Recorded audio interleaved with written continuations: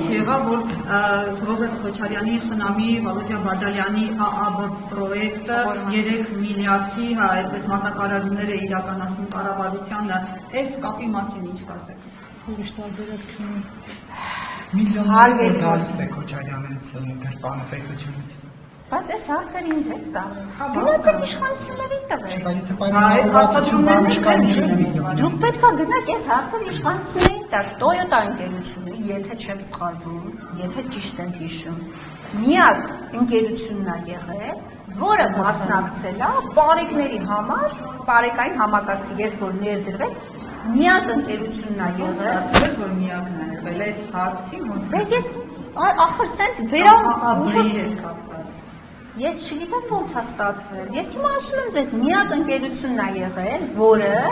պարտավորություն ասել կստանձնել բարեկային ծառայության համար մեքենաներ ներկրելու։ X գնով։